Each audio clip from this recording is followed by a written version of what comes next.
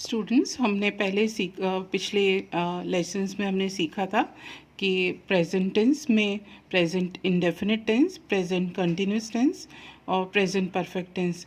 आज हम सीखेंगे प्रेजेंट परफेक्ट कंटिन्यूस टेंस। आज हम सीखेंगे प्रेजेंट परफेक्ट कंटिन्यूस टेंस। हम एक उदाहरण हिंदी में देख लेते हैं। जैसे राधा पिछले दो घंटे से अंग्रेज़ी पढ़ रही है। राधा पिछले 2 घंटे से अंग्रेज़ी पढ़ रही है। हमको हिंदी के वाक्यों को जानना भी इसलिए ज़रूरी है क्योंकि परीक्षा में ट्रांसलेशन में हिंदी में सेंटेंस दिए जाते हैं और कई बार हम कंटिन्यूस टेंस और परफेक्ट कंटिन्यूस टेंस के बीच में अंतर नहीं कर पाते हैं और वहीं हमारे सेंटेंस गलत हो जाते हैं। तो आप ये देख लीजिए कि प्रेजेंट परफेक्ट कंटिन्यूस यानी हम यहाँ पर पढ़ रहे हैं प्रेजेंट परफेक्ट कंटिन्यूस। तो इसको हम जान लेते हैं कि कंटिन्यूस टेंस की पहचान तो यहाँ पे दी गई है रही है।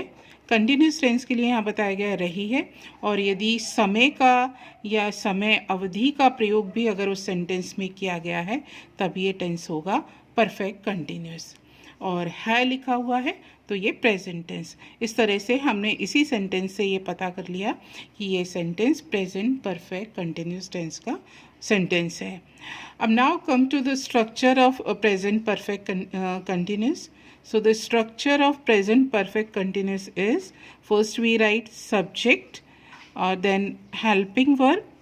हेल्पिंग वर्ब के साथ में हम लगाते हैं बीन के साथ हम लिखते हैं वर्ब प्लस आईएनजी और इसके बाद आता है ऑब्जेक्ट और इसके बाद हम लिखते हैं सिंस और फॉर और इसके बाद हम लगा देते हैं टाइम। तो इस सेंटेंस में आपने देखा कि सब्जेक्ट लिखा है, सब्जेक्ट के बाद हेल्पिंग वर्ब के साथ बीन का प्रयोग किया है, बीन के बाद वर्ब प्लस आईएनजी, इसके बाद ऑब्जेक्ट और फिर आखिर में सिंस या फॉर और उसके साथ हमने टाइम का प्रयोग किया है। तो यहाँ सबसे पहले हम बात करते हैं सब्जेक्ट की। सब्जेक्ट अगर मान लीजिए हमारे पास आई, वी, यू या दे, ये सब्जेक्ट है हमारे पास आई, वी, यू, दे, तब हम इसके साथ हेल्पिंग वर्ब लगाएंगे हैव के साथ में आएगा बीन के साथ वर्ब प्लस आईएनजी, इसके बाद आएगा ऑब्जेक्ट और ऑब्जेक्ट के बाद हम लिखेंगे सिंस या फॉर। मैंने सिंस के लिए एस और फॉर के लिए एफ का प्रयोग किया है और इसके बाद हम लिख देंगे सम टाइम और फुल स्टॉप लगा देंगे। अगर मान लीजिए हमारे पास सेंटेंस है ही, शी, इट या कोई भी नाम से शुरू होने वाला सब्जेक्ट, ही, शी, इट या कोई भी नाम हो, तब हम इनके साथ में हेल्पिंग वर्ब लगाएंगे हैज़ के साथ प्रयोग करेंगे बीन का, BEEN बीन, फिर हम लिखेंगे वर्ब प्लस आईएनजी, जो मेन वर्ब होगी उसमें आईएनजी लगाएंगे, उसके बाद ऑब्जेक्ट होगा और उसके बाद सब्जेक्ट सिंस के लिए मैंने एस का प्रयोग किया है और फॉर के लिए मैं प्रयोग कर रही हूँ एफ का और मैं टाइम लिख देती हूँ यहाँ पे। तो ये स्ट्रक्चर हुआ प्रेजेंट परफेक्ट कंटिन्यूस का। अब हम देखते हैं जो ऊपर हमारे पास सेंटेंस था कि राधा पिछले 2 घंटे से अंग्रेज़ी पढ़ रही है, तो इसमें सब्जेक्ट है राधा। तो सबसे पहले हम लिखेंगे राधा जो सब्जेक्ट है वो थर्ड पर्सन सिंगुलर है, तो इसके साथ हम प्रयोग करेंगे हैज़ का। हैज़ के साथ में आएगा बीन और बीन के साथ हम लगाएंगे वर्ब है यहाँ पर पढ़ना, तो यहाँ पे हम लिखेंगे रीडिंग। वर्ब है रीड, तो हमने उसमें लगाया रीडिंग और क्या पढ़ रही है वो, इंग्लिश, रीडिंग इंग्लिश। और पिछले 2 घंटे से सिंस लास्ट 2 आवर्स। ठीक है, अब एक प्रश्न आपके दिमाग में भी आया होगा कि मैंने यहाँ पर सिंस का प्रयोग किया, फॉर का प्रयोग क्यों नहीं किया। तो इस चीज़ को भी हम जान लेते हैं कि सिंस का प्रयोग और फॉर का प्रयोग कहाँ कहाँ होता है। तो हम ये हमेशा याद रखेंगे, सिंस का प्रयोग वहाँ होता है जहाँ पर पॉइंट ऑफ टाइम हो, बिल्कुल निश्चित समय दिया गया हो। तो जहाँ पॉइंट ऑफ टाइम दिया गया हो वहाँ हम सिंस लगाते हैं। और फॉर का प्रयोग वहाँ करते हैं जहाँ पर पीरियड ऑफ टाइम दिया गया हो, पीरियड ऑफ टाइम यानी समय अवधि दी गई हो। अगर मान लीजिए बिल्कुल निश्चित समय दिया गया हो, जैसे 1920 या सुबह से या पिछले 2 घंटे से, तो ये बिल्कुल निश्चित समय है ना, तो इसमें हम किसका प्रयोग करेंगे, सिंस का। लेकिन अगर मान लीजिए हमसे ये कहा गया है कि 2 घंटे से, तो ये हम नहीं बता सकते कि कौन से 2 घंटे, तब हम यहाँ पर प्रयोग करेंगे फॉर का। 2 घंटे से, 2 दिनों से, तो जब कोई निश्चित समय का पता ना चले तब हम वहाँ पर फॉर का प्रयोग करते हैं। तो इस प्रकार आपने सीखा कि सिंस का प्रयोग कहाँ होता है और फॉर का प्रयोग कहाँ होता है। अब आते हैं हम एक और वाक्य बनाते हैं, जैसे वे 2 दिनों से वे 2 दिनों से गाना गा रहे हैं, वे 2 दिनों से गाना गा रहे हैं। तो सबसे पहले तो हम ये जान लेते हैं कि इस टेंस कौन सा है, रहे हैं, कंटिन्यूस टेंस। 2 दिनों से यानी समय भी बताया गया है, तो परफेक्ट कंटिन्यूस। तो ये कौन सा टेंस हुआ, प्रेजेंट परफेक्ट कंटिन्यूस हुआ। अब इसमें निश्चित समय भी नहीं दिया गया है, समय अवधि दी गई है, तो हम यहाँ पर क्या लगाएंगे, फॉर लगाएंगे। ठीक है, तो ये आप पहले से सोच लें इस वाक्य को बनाते समय। तो हमारे पास सेंटेंस हो जाएगा, दे के साथ आएगा have been singing, they have been singing a song for 2 days। ठीक है, तो अब अगर मान लीजिए ये सेंटेंस हमको बनाने आ गए, तो हम इसका निगेटिव भी बनाना सीख लेते हैं कि निगेटिव कैसे बनाएंगे। तो उसका ये आप हमेशा ध्यान रखिए कि निगेटिव यानी हमको सेंटेंस में नॉट को ऐड करना है। तो नॉट हमेशा हेल्पिंग वर्ब के साथ। नॉट कहाँ लगता है, हैव या हैज़ के साथ में आप हमेशा नॉट को लगाएंगे, यानी नॉट का प्रयोग हमेशा हेल्पिंग वर्ब के साथ होता है। तो ये चीज़ आपको जब क्लियर हो जाएगी तो कोई भी टेंस आप पढ़ेंगे तो आपको ये पता रहेगा कि हमको नॉट का प्रयोग हमेशा हेल्पिंग वर्ब के साथ करना है। मान लीजिए हम फिर से एक और सेंटेंस पढ़ते हैं, जैसे गीता 2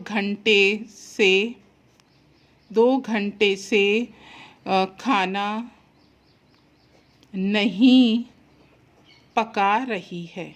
पकाना यानी कुक, पका रही है। गीता 2 घंटे से खाना नहीं पका रही है, तो इसमें सब्जेक्ट क्या होगा, गीता। गीता नहीं पका रही है, गीता के साथ होगा हैज़, तो Geeta has not been cooking the food 2 घंटे से। कोई भी निश्चित समय नहीं है, तो ये केवल समय अवधि है, तो हम लिखेंगे फॉर 2 hours। ठीक है, तो इसका नेगेटिव बनाने के लिए इसका हम स्ट्रक्चर बना लेते हैं कि सबसे पहले हम लिखते हैं सब्जेक्ट के बाद में लिखते हैं हम हैज़ या हैव, और उसके साथ में लगाते हैं नॉट, और इसके बाद में वर्ब के साथ में आता है आईएनजी। इसके बाद लिखते हैं ऑब्जेक्ट, और ऑब्जेक्ट के बाद आता है सिंस या फॉर। सिंस के लिए मैंने एस लिखा है और फॉर के लिए एफ, और फिर हम टाइम लिख देते हैं। तो बच्चों ये तो था negative sentence present perfect continuous का। आइए अब हम इसका इंट्रोगेटिव देख लेते हैं कि इंट्रोगेटिव किस प्रकार बनता है। इंट्रोगेटिव किस प्रकार, INTERROGATIVE GATIVE। हमको इन सब की स्पेलिंग याद रखनी चाहिए और ये बार बार जब आप लिखोगे तो आपको सब याद होगा। इंट्रोगेटिव यानी यहाँ पर क्वेश्चन है। इस तरह के सेंटेंस के शुरुआत में क्या का प्रयोग होता है, क्या, और वाक्य के आखिर में क्वेश्चन मार्क लगता है। जैसे क्या राम पिछले 2 वर्षों से शतरंज खेल रहा है। ये प्रश्न है, खेल रहा है, क्वेश्चन मार्क। तो इसमें हमने सबसे पहले तो पहचान लिया कि मार्क ऑफ इंटरोगेशन सेंटेंस के लास्ट में है और शुरू में क्वेश्चन वर्ड है। तो ये इंटरोगेटिव सेंटेंस है, रहा है और पिछले 2 वर्ष ये दिया गया है, तो ये प्रेजेंट परफेक्ट कंटिन्यूस का इंटरोगेटिव सेंटेंस है। इस प्रकार के सेंटेंस में इसका स्ट्रक्चर देख लेते हैं। तो कोई भी जो सेंटेंस होगा इंटरोगेटिव सेंटेंस, उसको बनाने के लिए हेल्पिंग वर्ब को बाहर लेके आते हैं। इसको इन्वर्ट करना कहते हैं। हेल्पिंग वर्ब को बाहर लेके आएंगे, इसके बाद लिखेंगे सब्जेक्ट। सब्जेक्ट के बाद में हम लिखेंगे बीन, बीन के साथ मेन वर्ब प्लस ING। इसके बाद ऑब्जेक्ट होगा, ऑब्जेक्ट के बाद सिंस या फॉर और टाइम और क्वेश्चन मार्क।